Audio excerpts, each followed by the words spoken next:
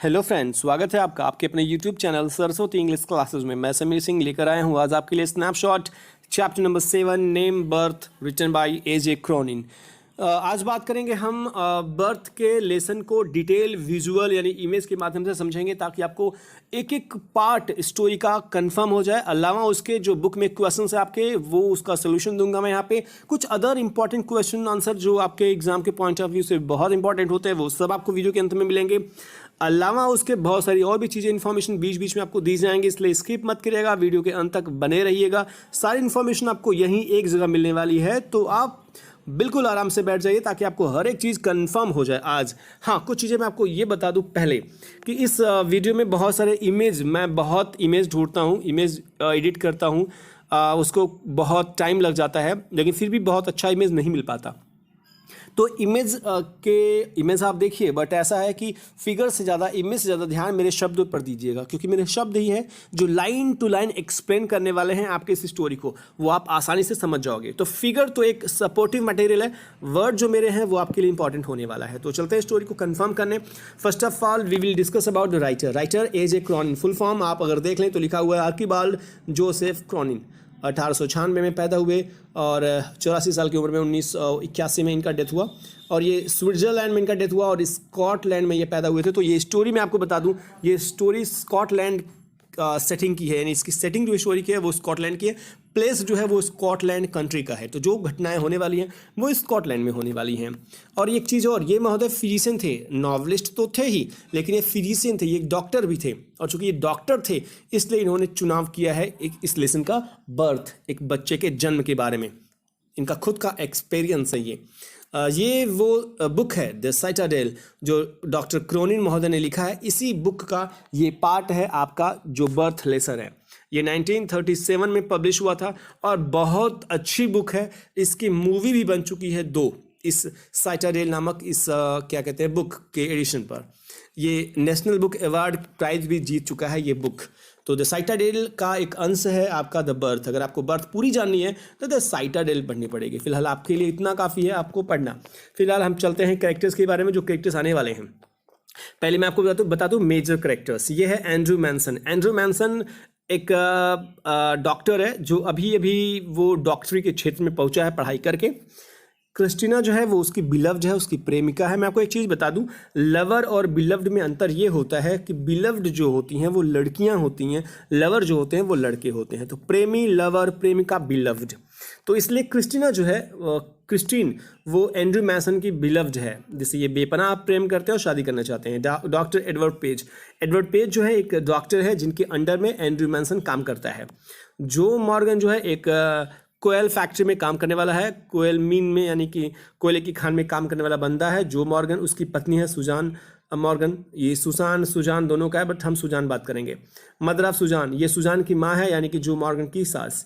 एक मिडवाइफ है, चूंकि बर्थ बच्चे का जन्म होने वाला है, सुजान प्रेग्नेंट है, तो उसके लिए आई है एक बूढ़ी मिडवाइफ, जिसे अंदाजा है कि चीज़ें कैसे हो सकती हैं सही से, इसलिए उनकी माँ भी आई हैं सुजान की।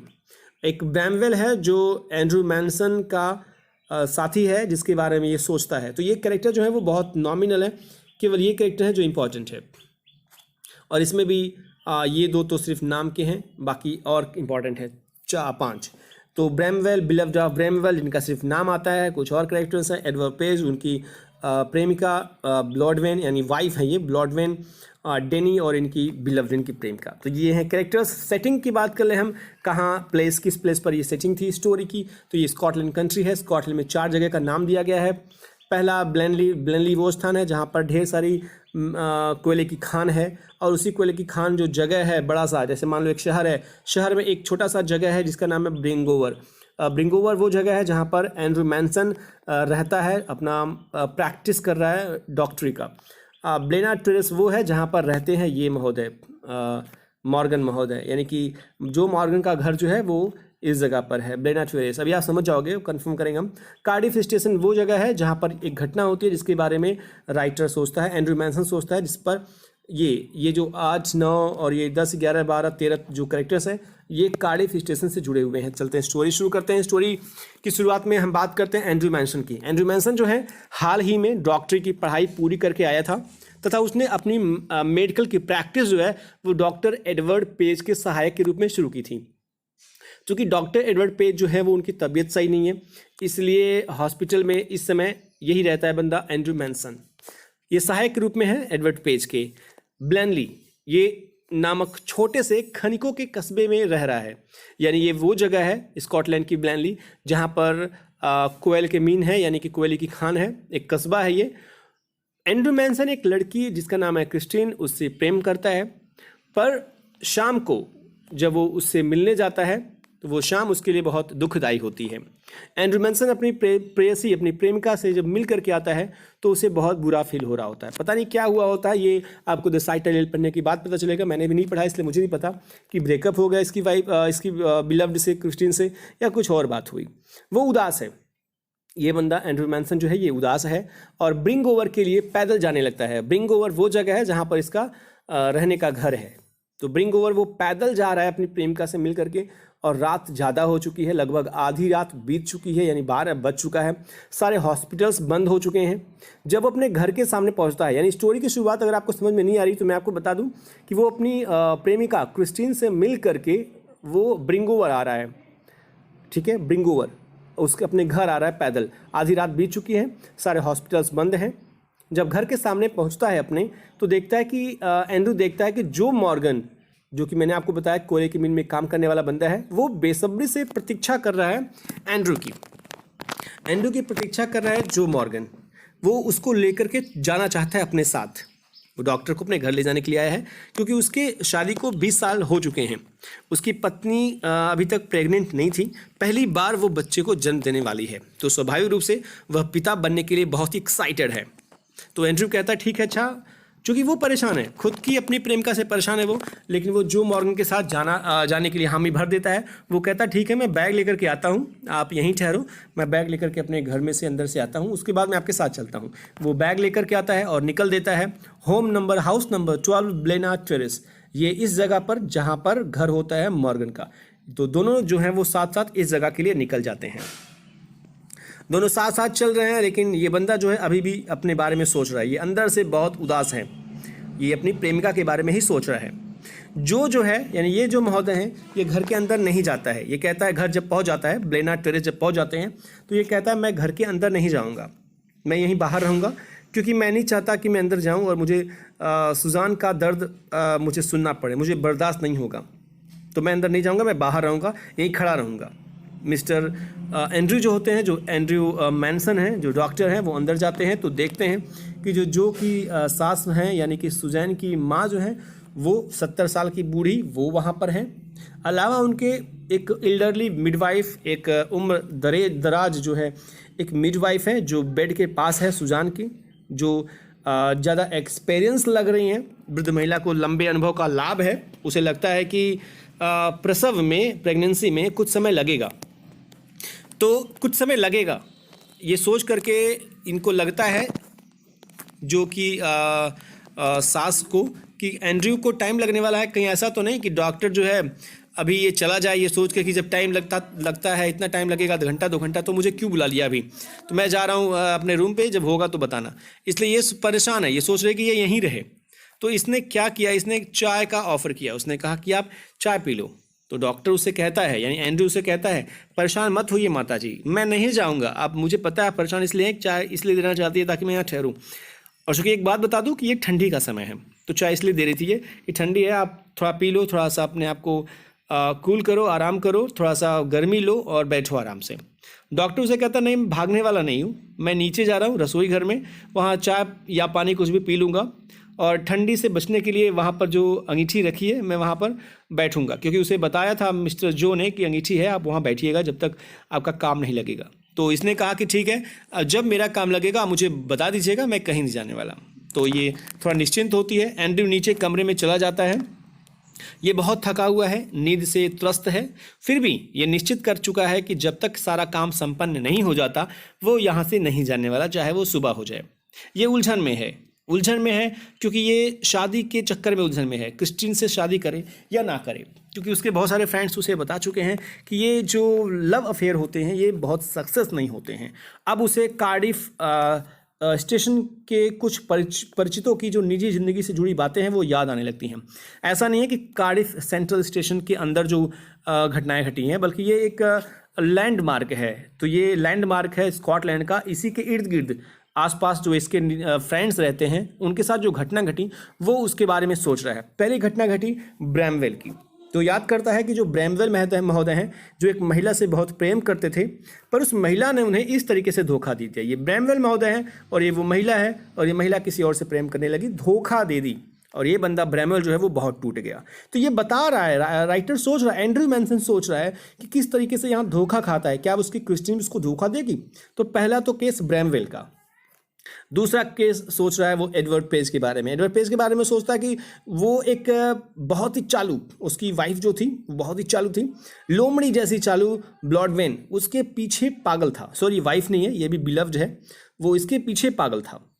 ये बंदा सोच लो, ये रो रहा है, और ये महोदय जो है ये बड़ी खुश हैं। लगता है इनको दुनिया की सारी खुशी मिल गई है, और ये बंदा जो है वो इतना परेशान है, रो रहा है अपने प्रेम को पाने के लिए। और ब्लॉडवेन जो है ये बड़ी खुश हैं कि चलो एक छुटकारा मिला, दूसरा मिलेगा। तो इस तरीके से बहुत सारे इसके माइंड में निगेटिव इस समय एनर्जी क्रिएट हो रही है इसके माइंड से कि क्या उसे शादी करना चाहिए क्रिश्चियन से। जबकि जो मैंने देखा फ्रेंड्स मेजोरिटी में, वहाँ सारे के सारे जो मेल लोग हैं उनको धोखा दिया गया।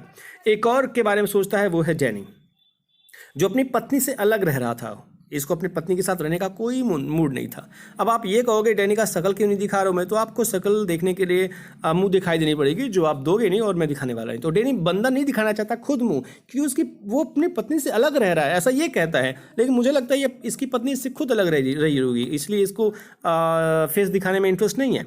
तो डैनी महोदय जो है अपनी पत्नी के साथ नहीं रहते हैं। तो इस तरीके से जो है राइटर जो है वो सोच रहा है कि ये लव स्टोरी जो है और विवाह जो है वो सब असफल रहे थे, तो क्या उसे शादी करनी चाहिए थी। लेकिन फिर भी डॉक्टर के मन में अपनी क्रिस्टीना से विवाह के बारे में अच्छे सपने देखता है। वो कई असफल प्रेम की घटनाओं के जानने के बावजूद भी वो प्रेम की करामाती दलदल में खुद को पूर्णतया डुबा देना चाहता है। इतना प्रेम करता है वो अपनी क्रिस्टीन से। एंड्रयू को उस रात घड़ी के टिक टिक जो मिस्टर जो मॉर्गन है उनके घर के बाहर चलने की आवाज़ के अलावा उनको कुछ सुनाई नहीं दे रहा है। वो इतनी खामोश रात, मौत की रात लग रही थी, पिन ड्रॉप साइलेंस। तो घड़ी का टिक टिक, जो रसोई घर में घड़ी थी, दिखाया नहीं मैंने, घड़ी है, तो टिक टिक जो कर रही थी उसकी आवाज़, इनके दिल की धड़कन की आवाज़, क्योंकि धड़कन तो धड़क रही है क्रिस्टीन के लिए, और थोड़ी सी आवाज़ आ रही है जो बाहर खड़ा है, इंतज़ार कर रहा है अपने बच्चे के होने का बेसब्री से, तो उसके पैरों के चलने की आवाज़ है, बस यही आवाज़ है। बाकी रात मौत की आवाज़ है, एकदम मौत की खामोशी है। उसने घड़ी में देखा तो 3:30 बज रहा था, सुबह के 3:30। ये डॉक्टर जो है वो हर 1 घंटे के बाद सुजान की हालत को देखने के लिए जाता है, लेकिन इस बार नर्स ने उसको बुलाया। नर्स ने आवाज़ दिया कि डॉक्टर साहब आइए, ये महोदय आते हैं सुजान के पास। तभी सुजान जो होती है ये बोलती है कि मुझे अपनी माँ से, इसकी माँ है, कहती है कि मुझे क्लोरोफॉर्म मत सुंघवाइएगा वरना बच्चे को इफेक्ट पहुँचेगा, क्योंकि ये बच्चा पाने की बहुत चाहत है, 20 साल से झेली है। लोग इसको बड़े अच्छे शब्दों से संबोधित करते थे इसके आसपास के लोग नेबरहुड में, इसलिए ये चाहती कि जो बच्चा हो उसको कुछ भी नुकसान ना हो। तो क्लोरोफॉर्म, ये ऐसी माँ है जो दर्द सह सकती है, लेकिन क्लोरोफॉर्म नहीं लेगी। अगर क्लोरोफॉर्म लेगी तो इसके बच्चे को परेशानी होगी, इसलिए ये कहती है मुझे क्लोरोफॉर्म मत सुनवाइएगा। लेकिन ये एंड्रयू कहता है, डॉक्टर कहता है परेशान मत होइए, इसको देने से कोई नुकसान नहीं होगा, बच्चे को कुछ भी होगा नहीं। तो डॉक्टर ने कह दिया कि नुकसान इससे कुछ नहीं होने वाला है। डॉक्टर को लग गया थोड़ी देर में कि अब उसकी ड्यूटी की अग्नि परीक्षा की बारी आ गई है, अब उसका ड्यूटी होने वाला है। अब ये अपने काम पर लग जाता है। अब ये पूरी तरह से सुजान पर ध्यान देता है, क्योंकि उसको लग गया है कि अब उसका काम हो गया है, होने वाला है। सुबह के 4 बज रहे हैं, जद्दोजहद करता है। लंबी जद्दोजहद संघर्ष के बाद जब संघर्ष खत्म होता है तो बच्चा जन्म ले लेता है। पर जैसे ही बच्चे को देखता है वो तो निर्जीव दिखता है। डॉक्टर दुविधा में पड़ जाता है कि बच्चा को बचाएं या जच्चा को बचाएं, यानी बच्चा को या उसकी माँ को बचाएं, क्योंकि दोनों मरे मरे दिख रहे हैं। अनायास उसके दिमाग में कुछ सूझता नहीं, वो उठाकर बच्चे को नर्स के हवाले कर देता है तथा स्वयं सुजान पर ध्यान देने लगता है। वो देखता है कि ये मरणासन पड़ी है, इसकी जो पल्स है वो बंद हो चुकी है। बहुत मशक्कत करता है अंत में जब नहीं बचा पाता है वो सुजान को अपने मशक्क़त से, तब वो एक इंजेक्शन लेता है, हाइपोजर्मिक सिरिंज देता है, जिससे महिला के दिल को थोड़ी सी मजबूती मिल जाती है और वो सांस लेना शुरू कर देती है, उसके पल्स चलने लगते हैं। जब उसमें थोड़ी सी जान आती है तब डॉक्टर कहता है सुजैन की माँ से कि आप इसको देखिए, और फिर वो मुड़ता है महिला की तरफ, मिडवाइफ की तरफ, लेकिन वो पसीने से भीग चुका है, स्लीव भीग चुके हैं, उसके सर तरबतर हो चुका है पसीने से, पसीना पोंछता है, अपने स्लीव को वो मोड़ लेता है। वो स्लीव को मोड़ने के बाद एंड्रयू बच्चे को सही करने के लिए मुड़ता है। अब वो मांगता है बच्चे को उस मिडवाइफ से, पर मिडवाइफ ने ये क्या किया? मिडवाइफ ने तो बच्चे को पलंग के नीचे रख दिया, ये सोच कर कि बच्चा मरा हुआ है, इसका कुछ होने वाला नहीं है, तो इसका क्या मतलब है? उसने लपेट करके कागज पेपर रद्दी में नीचे बेड के रख दिया कि ये इसका कुछ नहीं होने वाला है। लेकिन जैसे ही डॉक्टर पूछता है, डॉक्टर को बेचैनी होती है कि औरत पागल है क्या, मैंने इसको बच्चा पकड़ा, ये उठाकर वहाँ फेंक दी। वो बच्चे को झुक करके बेड के नीचे से उठाता है और पलंग के बाहर लाता है। बच्चे की शारीरिक बनावट पूरी है, पर उसका शरीर सफ़ेद है, ये टैलो की तरह चिकना है। टैलो एक मछली का फैटी पार्ट होता है जो बहुत चिकना होता है, जो सॉप बनाने के काम आता है। तो वो टैलो की तरह बहुत चिकना था, वो हाथ से सरक रहा था, और बच्चा शरीर से लुंज पुंज था, मानो कि हड्डियां ही नहीं हो। शरीर सफ़ेद था, जिसका एक मतलब था, एंड्रयू ने सोच लिया ये एस्फिक्सिया या पैलिडा, इसको पैलिडा की बीमारी है, जिसका एक ही मतलब था कि ऑक्सीजन की कमी, लैक ऑफ ऑक्सीजन, इसी के कारण बच्चा सफ़ेद है।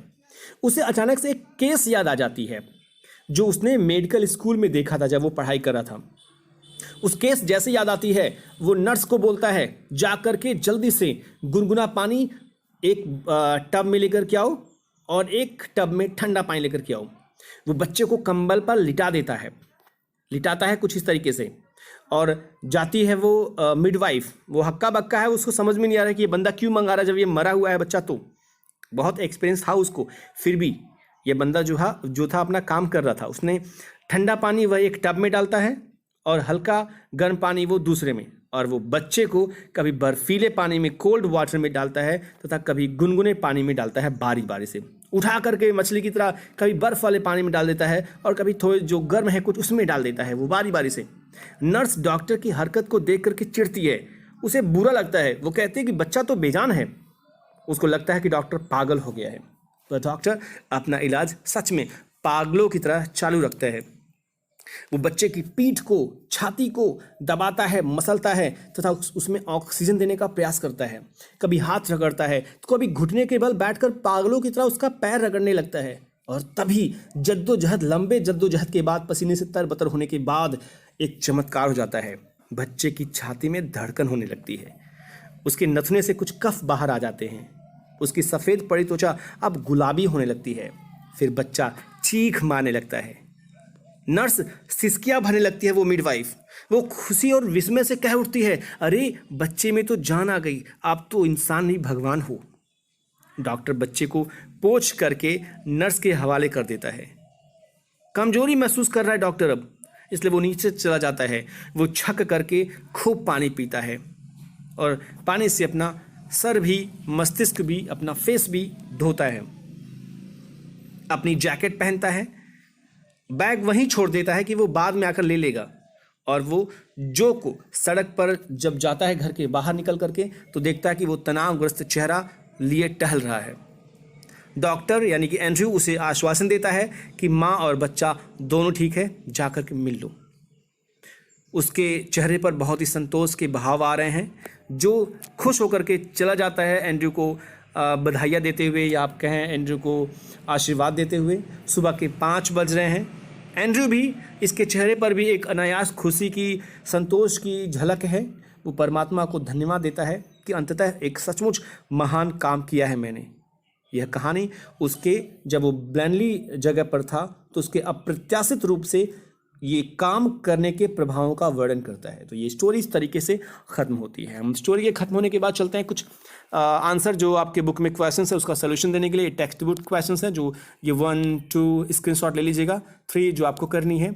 और ये लॉन्ग क्वेश्चन आंसर जो एक्स्ट्रा है जो मैंने दिया है आपको, बहुत इंपॉर्टेंट क्वेश्चन आंसर है, आपको वाकई आपको पसंद आएंगे। इस स्क्रीनशॉट ले लीजिएगा, आपको बाद में लिखने में या समझने में आसानी होगी। तो फर्स्ट, सेकंड, थर्ड क्वेश्चन है ये, फोर्थ ये है, ये फिफ्थ क्वेश्चन का सेकंड पार्ट, यानी फिफ्थ का यही है, ये फिफ्थ ही है। इस तरीके से क्वेश्चन आंसर खत्म होते हैं, एक्स्ट्रा और सोल्यूशन सब। आशा है आपको ये वीडियो पसंद आई होगी, कहानी पसंद आई होगी। लाइक का बटन जरूर प्रेस करिएगा, नहीं आई होगी तब भी कर देना यार, करने में क्या जाता है। कमेंट बॉक्स में कमेंट करना, कोई सुझाव, कोई सलाह, कुछ परेशानी होगी तो आप जरूर लिखिएगा कमेंट बॉक्स में। शेयर जरूर कीजिएगा दोस्तों के साथ, बिकॉज शेयरिंग इज केयरिंग। अगर आप शेयर करोगे तो इसका मतलब है कि आप लोगों का केयर करते हो। अलावा इसके अगर आप पहली बार वीडियो देख रहे होंगे तो सब्सक्राइब कर लीजिएगा और घंटा भी बजा दीजिएगा। तो मिलते हैं, तब तक अपना ख्याल रखिएगा। मिलते हैं नेक्स्ट वीडियो के साथ। पढ़ते रहिए, लिखते रहिए, मस्त रहिए, व्यस्त रहिए। Thank you for watching the video.